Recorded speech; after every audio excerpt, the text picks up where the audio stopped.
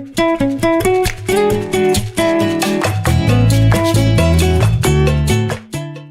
I want to welcome you to Torah on the Go, a podcast presented by the clergy at Valley Beth Shalom. And this is the first episode where we are not presenting two members of the clergy of Valley Beth Shalom. We're presenting the law firm of Lebovitz and Leibovitz. And I want to welcome Liel Leibovitz to the podcast, professional podcaster. Liel Leibovitz is editor-at-large for Tablet Magazine and the co-host of Unorthodox, according to iTunes, is the world's most popular Jewish podcast. He's also the host of Take One, a daily Daf Yomi podcast, and a columnist and contributor to several publications, including the New York Post, the Wall Street Journal, City Journal, and First Things Magazine. He's the author or co-author of several books, including A Broken Hallelujah, Rock and Roll Redemption, and the Life of Leonard Cohen, and most recently, How the Talmud Can Change Your Life, surprisingly modern advice from a very old book. He holds a PhD in video games, which makes his 7-year-old self very happy, and has served as a professor at several universities, including Columbia and NYU, before seeing the error of his ways and running as far as he could from academia. I like that part a lot from your bio. A ninth-generation Israeli and a veteran of the Israel Defense Forces, he now lives on the Upper West Side of Manhattan with his wife, his children, and a whole lot of the New York Jewish community. I want to welcome Liel Leibovitz. We are both contributors to this new book, edited by David Hazoni. We miss you, David. We're thinking about you. Jewish Priorities, 65 Proposals for the Future of Our People. And we represent 2 of the 65 authors. We do. It is an honor to have you here. The honor is all mine. There is a moment during the Jacob and Esav controversy where Jacob gets the blessing and Esav does not get the blessing. He comes back from the fields and he asks this very poignant question, Habracha echat hi lecha avi. And in context, what it means is there but one blessing? Do you only have one blessing, Dad? You gave the blessing to my brother. Do you have but one blessing? And I read that this week and I thought to myself, I could read it as a question by the Jewish people for God. Is there blessing? Is that all that there is? Are we on the same page anymore? Food is so horrible in such small portions. Is there blessing? We look around the world right now. This is a kind of breakout episode of the podcast. We are not talking about Torah on the go. We're talking about Jews on the go. You live in New York. I live in Los Angeles. Neither one of us is a military expert for the Israel Defense Forces. So the war is raging. We're recording this in advance, so we're not sure where the war will be exactly. We're not sure if the hostages will be freed, how many hostages. It is horrifying, and our thoughts and prayers are with everyone who has loved ones that are being held against their will in Gaza. And our blessings go to everybody who is on the front lines fighting. But new front lines have also emerged, and that's what I want to talk to you about. The situation in Israel is black and white. We need to win, and we need to win more emphatically than ever before, perhaps. That's correct. And yet the war has kind of bled out to the rest of the world. And the blessing is that now we know who the anti-Semites are, and the curse is that it seems to be everyone. It seems to be everyone. People are unabashed about showing their faces and ripping down signs, about walking in a pro-terrorist rally on college campuses around the country. Your essay in this book, Jewish Priorities, actually addresses a lot of these concerns before the war even existed. So my essay was about people turning to Israel. And your essay is about... As always, yours was lovely and warm and thoughtful and embracing, and I advocated some kind of conflict. That checks out. Please tell us about your essay and about also how relevant it is considering what's going on today on college campuses and in the city of New York. My essay in the Jewish Priorities collection posited that the Jewish community currently suffers from a severe public health crisis, which is an acute case of prestige addiction, in which so many people are aware that there is some kind of prom at hand and yet cannot resist the value that comes from a degree from Columbia or Princeton or Harvard or Yale, from a byline in the New York Times or the Atlantic magazine, from the affiliation with the institutions that they believe are the keepers of all that is great and good in our society. I arrived in this country more years ago now than I care to admit in public. I got here on a Thursday night. Friday, I took the subway up to Columbia, and I stood there and I said to myself, one of these days I am going to work really hard. I'm going to get into this school, and then I'm going to get a doctorate here, and then I'm going to be a professor here, and then I'm going to write for all these, fancy publications, and my life will be made. And then something terrible happened. It all came true. And I became probably a member of the probably last generation to withhold college as it used to be, a place for free and unfettered exchange of ideas. And its transition into a feverish swamp where mutually accrediting mediocrities spend 4 years and $250,000 of your time and money to basically turn you into a Nazi. And I wrote an essay in 2019 saying, get out. There is no more life and business for American Jews in colleges. And at the time, that seemed like a very extreme thought. And people said, well, surely not all colleges. Well, surely you're exaggerating. Well, surely it's not that bad. These are just kids. They'll grow up. It'll be okay. And here we see pro-Hamas, not pro-Palestine, but outward pro-Hamas demonstrations on Columbia colleges. We see violence. We see mobs chasing Jews and forcing them to lock themselves up in the library. All of it is shocking. None of it is surprising. And all of it is yet a reminder that these institutions are sadly lost to us. But that is actually a very hopeful note, because what is lost are universities. What is not lost is education, because now it is an invitation for us to do the things that Jews have always done and have done so well and so creatively, which is focus on what truly matters and rebuild public Jewish American and American life writ large. So 2 weeks into the war, I wrote an article called Universities of Moral Bankruptcy. It was shocking to me that so many university presidents with PhDs in literature could not string together the 2 sentences necessary to explicitly say, I condemn 2 Hamas. sentences, three words. Beheading babies bad. Beheading babies bad. There you have it. That would have been much better than 95% Yeah. of what was written. So now we have the second statements released, the third statements, the fourth statements, the fifth statements. I have people reaching out to me from universities saying, well, did you read our 7th statement? Right. In our 7th statement, we say I stand with Israel, right? Correct.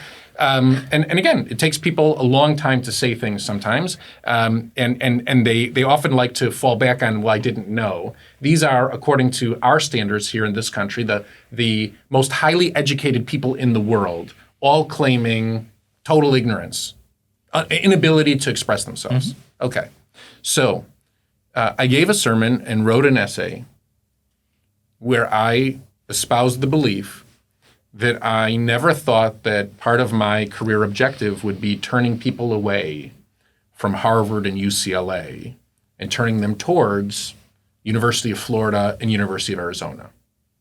I think it's a much more moderate position than your position. Even you're saying I'm Haredi. You're saying Jews should not go to universities, right? Yeah. Cannot go to universities at all. I'm saying there are a handful of acceptable universities, and all Jewish families should steer their children towards those universities. A childhood friend of mine called me immediately after the article was published and said, he's one of my closest friends, We go back like till we were children. And he says to me that he read the article and he agrees with everything that I have to say. And his daughter has applied to Harvard, MIT, Columbia, and University of Chicago. I think it's those 4 universities. And he thinks the safest one for her as a Jew is actually MIT because they're nerdy and maybe not involved in politics. But she thinks that she worked so hard to get into these places. To go to a place like University of Florida, to go to a place like University of Arizona, is a step down in her mind's eye. It's heartbreaking. How long do you think it's going to take us to re-educate the Jewish population to say we need to actually recalibrate priorities in terms of how it is that we want to raise strong Jews?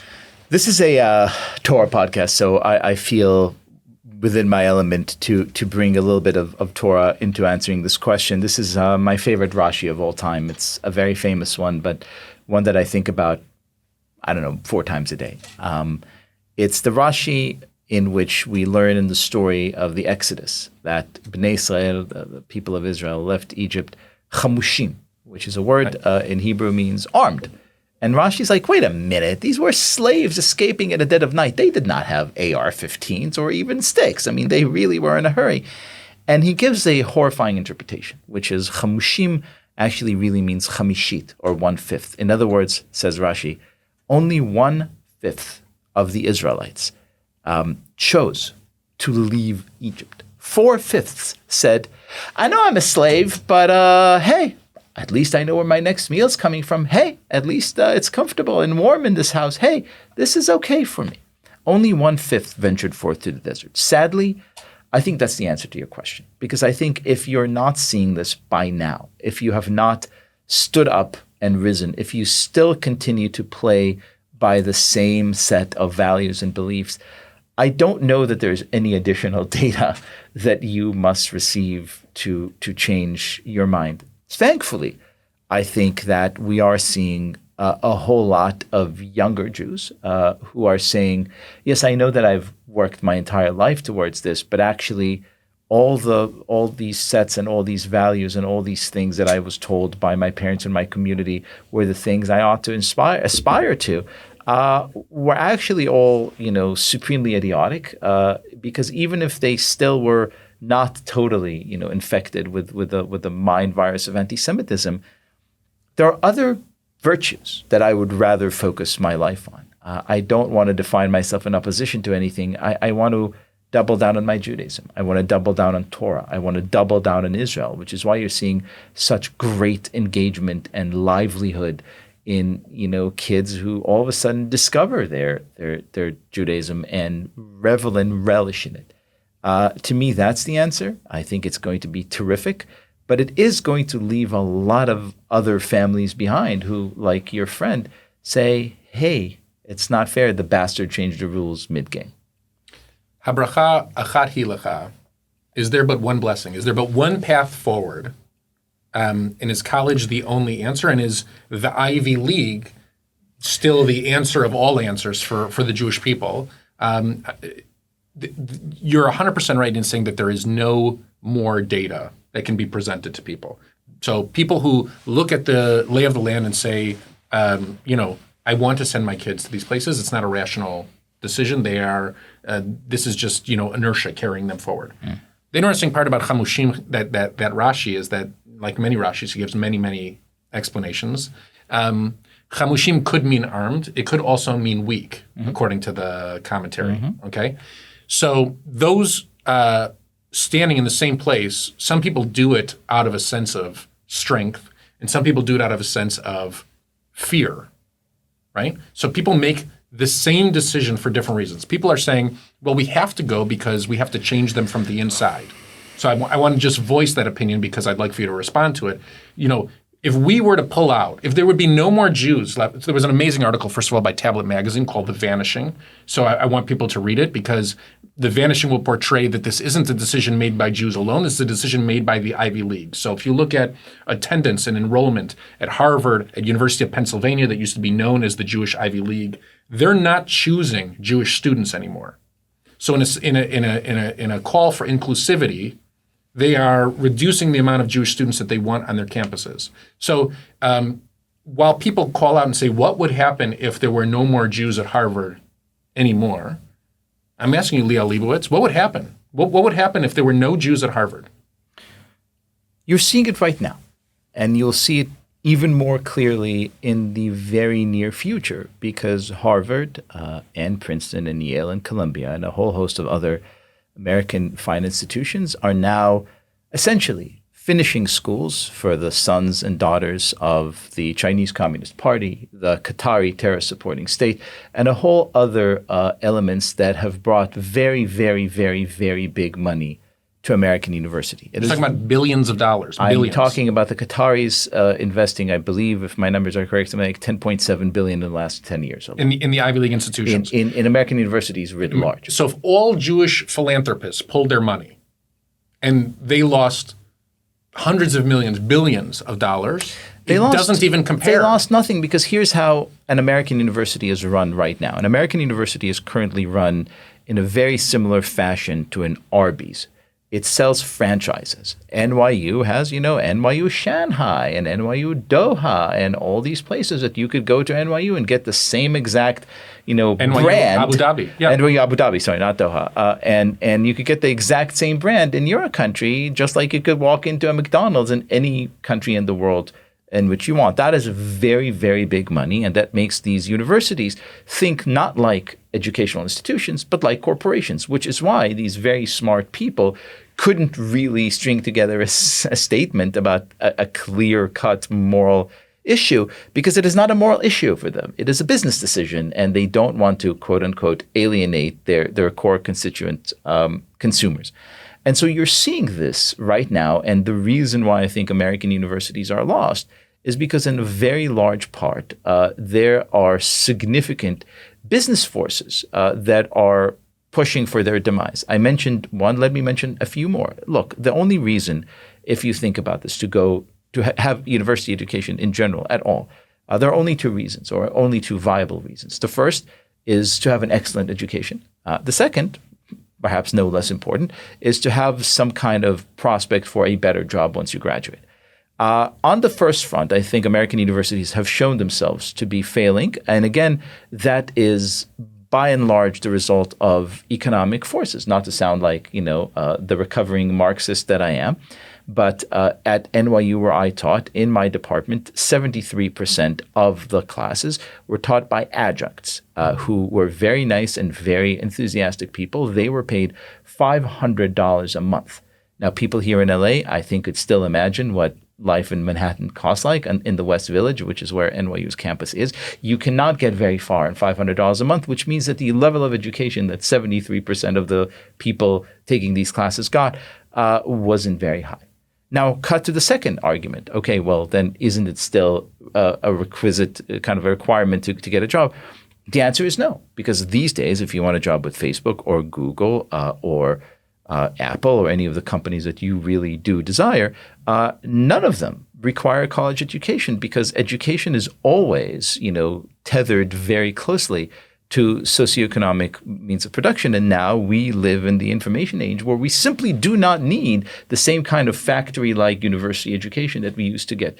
The more you turn it, the more you realize that there is no coming back for this institution. And once you realize that, that is the beginning of a great big realization that ought to make us very happy, because we can imagine so many better ways to provide excellent education, to provide training that actually prepares our sons and our daughters for the careers that they want and the career that the future economy needs.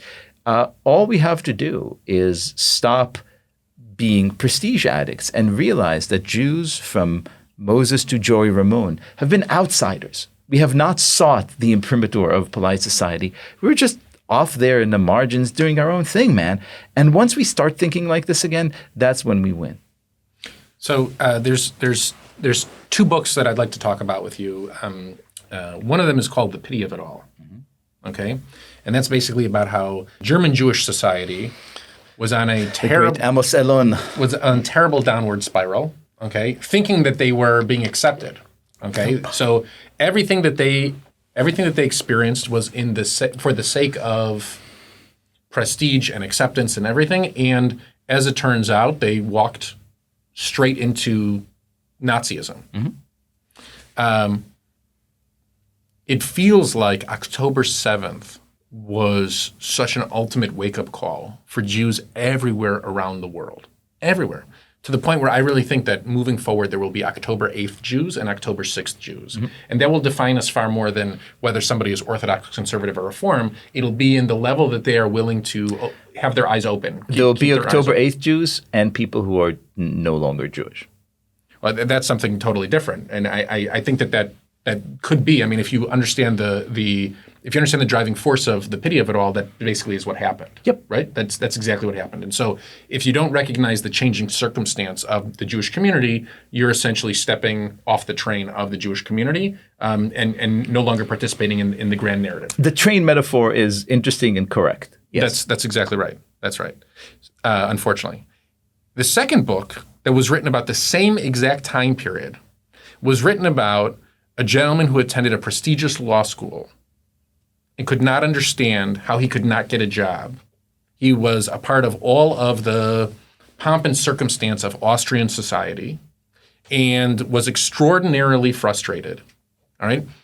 That was a drama written by an author by the name of Theodor Herzl, and it was called Alt Neuland, The Old New World. And it quite literally describes... I'm waiting for the movie, but I hear the book is good. I don't know that the movie's coming out yet because Paul Newman's not around to make it anymore. He would definitely be the only star that could play that Herzl character, but or maybe Bradley Cooper. I mean, I don't know. I haven't seen him yet in the new movie, but he seems to have an affinity towards playing historical with an artificial characters. beard. Right, that's right. So we're in this weird space where it feels like there are absolute historical frameworks for us to relate this moment to that didn't even occur. We're not talking about antiquity. We're talking about 100 to 150 years ago. Authors spelled out exactly what they experienced, that they went to the most prestigious schools, they tried to get jobs as lawyers, they could not get jobs as lawyers, or the law firms refused to allow them to be openly, whatever you want to say, Jewish, Zionistic, however you want to understand Theodor Herzl's book, there was something that prevented him from acceptance into the rings of society that he aspired to join. You know, if only there was some kind of book that offered, instructions on what Jews should do in order to survive the troubles of time, something that proved to be timeless. If only we had that. Written on a scroll that we would open once a week and read publicly. Perchance that would be a very good idea. Together. In public, in a community. Right. But only half so, because to me, there's both pity and mostly wonder in seeing Jews after October 7th, but in any given moment, realizing the truth of this joke that we just told, and coming back to Torah and saying, oh, wow, first of all, this has all happened before. And then it happened again. And then it happened again. And here we are. We've had far more malicious and far mightier enemies. We've had far darker periods. We've had moments in which, the temple, which is the heart and soul of Judaism for 538 years, that's right, completely destroyed. And here we are. We are eternal. This morning, I prayed Shacharis in more or less the exact same words that our ancestors prayed, thousands of years ago.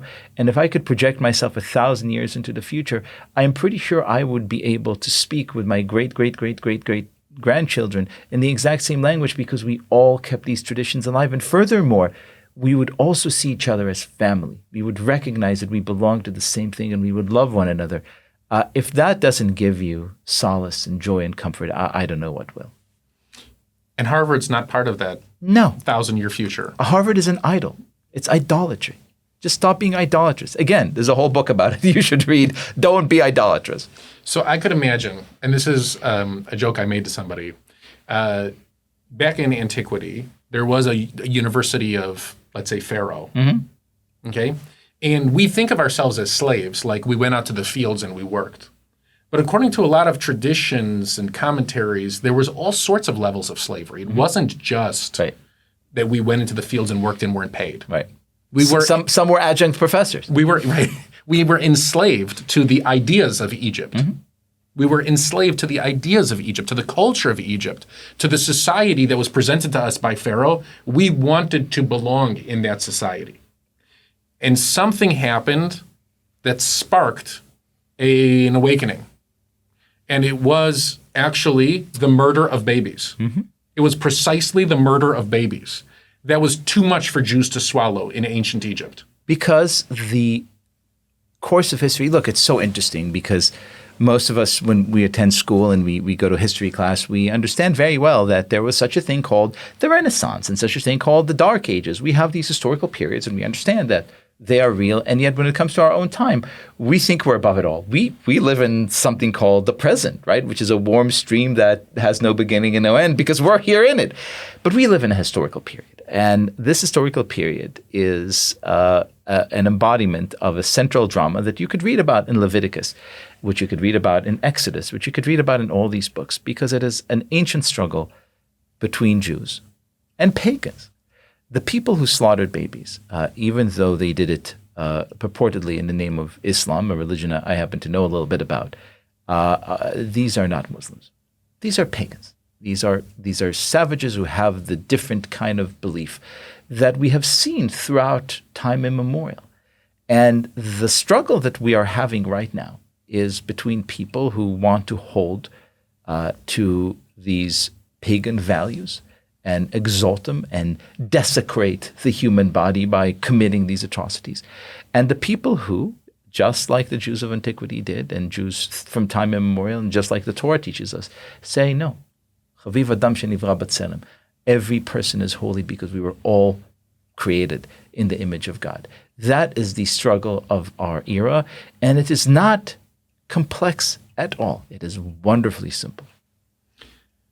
So to take it back from the very beginning of this episode, Habracha echati,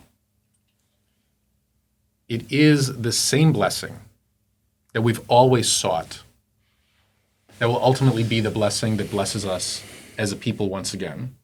And it is the blessing of our tradition. The idea that, and this is a conversation that my wife and I have been in on a regular basis since October 7th. If this doesn't promote Jewish education, if this doesn't force people to look into gap years and send their kids to Israel before university, if this doesn't force people to look at sending their kids to Israel on a more permanent basis as opposed to sending them to universities at all, or send them to there for education, or find different avenues forward, if it doesn't change anybody's perspective, if you're not in a private, prestigious, secular elementary school, high school, and you're not looking into your synagogue religious school right now at this moment, what are we waiting for? What are we waiting for? And I have this deep... This is pretty good. You should be a rabbi, you know? This is terrific. I have this deep fear that this question has been asked so many times before. It was asked in Egypt. It was asked in Babylonia. It was asked in Persian times. It was asked in Rome. It was asked in Europe. It's in Spain. It was in Germany. It's been, what are we waiting for, is the question that has been asked eternally. It is the, perhaps, true question that matters. And let me get back, because you keep bringing back the Baha'ati, do we only have one blessing? My reading of that story, deeply, heavily influenced by the Tanya, the central work of Chabad Hasidus. It was written by Shneur Zalman, the Alter Rebbe, the first Rebbe of Chabad Hasidus. The OG. While he was in prison. He had good thinking time. That is true. He wasn't surrounded by congregants. And oftentimes or I think, kids. Oftentimes I think if I was just... If for just maybe a few weeks, if I could only get myself arrested for just a month, I would actually finish this novel or prison, screenplay. Even just like an Embassy Suites or anywhere. Just put me in a room for a few weeks. But go ahead. Yeah. So he had this teaching in which he said, look, and I'm going to overly simplify it, but he said, look, there are very righteous people in this world, true tzaddikim, but there are very few of those. Correct. And he said there are some wicked people who are truly just evil, but thankfully, there are very few of those either. The rest of it, he says, are Beinonim, which sometimes is translated as intermediate, but I love the contemporary Hebrew translation of we're mediocre, which means that our job is... We're middlers. We're middlers. Most of us are middlers. We're bet middlers. That's what we are. That's right. And our job is to realize that, yes, there's only one blessing because you only have one life. And in you, you have good instincts and bad instincts. And the bad instincts to follow the false idols, they're always going to be there. They're always going to haunt you. And your job isn't to ignore them or transcend them. The book teaches us very beautifully, the Tanya does, that we don't have one soul, we have two. nefesh behemit and nefesh elokit, the beastly soul and the divine soul.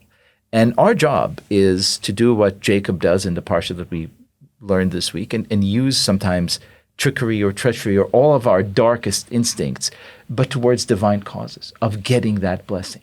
Here we are, we have so many desires and so many appetites, and we really want our kids to go to the most prestigious schools because all our friends will say, oh my God, little Timmy or little Tammy is in, Westlake or whatever. But it's up to us to take all these desires and all these appetites that we know will only bring us to ruin and turn them into the one blessing that we have. I attend so many funerals, unfortunately, because of what I do. And I listen to so many eulogies. And these idols that you talk about are so often not mentioned in the end. Right. Nobody talks about getting into the school of their dreams. Nobody talks about Here lies a man who had $73 million at the time of his passing. That's right. Nobody says that. Right. Nobody says, he really enjoyed his Porsche 911 dream car. That's never said. That's never said. Huh? Nobody says, his dream in life was to own a yacht, and he finally accomplished it at the age of 40, whatever. The blessing, if you distill it all down to one thing, is the ability to transmit Jewish values to the next generation. Amen. And so people talk about he was amazing, she was amazing, because they demanded that all of their children and grandchildren sit around the Passover table. They were amazing because they said this is Shabbos and we're all going to come together for Shabbos, or they kept the holidays, or they forced us to do X, Y, and Z. And when we say that there is one blessing, it is when the Torah says that, and it says that Jacob is going to get it and Esav is not going to get it, people mistakenly read it as simple, when it's actually the most complex things to do. It is far easier to achieve the $73 million or the yacht or the going to the institution, the prestigious institution of your choosing. It's far more difficult to convince your children to live the life of their great-grandparents. And that's the challenge that we see before us unfolding on the streets throughout the world. We have a choice that either the world will be ruled by children who know nothing, or the world will be ruled by people who value what their great-grandparents had to say. And value also, the wisdom and beauty and introspection of this tradition. To me, the most beautiful and stunning moment in this parsha, which is really, I think, it's funny to say one of the most underrated because it's so famous, but I don't think we really kind of dig it. So here's Esau, and he's starving. He's literally so hungry. He says to his brother, Teli mina adoma adoma. He doesn't even speak the name. He doesn't even say, give me the stew or the soup or whatever. He's like, this red stuff, come on. The Torah speaks like he's a caveman. Right. Give me stew. And he says, hal itenina, like literally pour it into my mouth because I can't even grab the spoon. And then there's this beautiful moment after he's eaten and he's revived himself. He's had the thing. And the Torah all of a sudden gives us, I don't remember them off by heart off the top of my head, but he says, Vayakum, vayelech, vayeratz, vayavuz labchora. Right. All In verbs. other words, all verbs, but action verbs. And he got up and he went and he ran. All of a sudden, he's the man of action again. He's the hunter again. But it ends with vayavuz labchora. And he disdained his heritage. And that's exactly right. It's a reminder that when we focus on doing, on achieving, on earning, on getting accepted, getting admitted, buying this yacht, closing this deal, we run the risk, just like Esau, of just not getting it, of disdaining our heritage and losing the one thing that we have that has kept us safe and has kept us together from time immemorial. Liel, thank you for joining us. Torah on the go. Okay, we aspire. Maybe you'll apply to be our rabbinic intern next year. It would be a great honor. I will be the worst rabbinic intern this vaunted synagogue has ever had. And you can be part of the clergy finally. But thank you for joining us, and thank you for joining Valley Beth Shalom. Thank all of you for joining us and joining Valley Beth Shalom this week and learning with us. We'll be back to more regular episodes of Torah on the Go, talking about the Parshiot next week. This was a treat to have Liel Leibovitz with us from Tablet Magazine and Unorthodox Podcast. We look forward to learning with you next week. Shalom.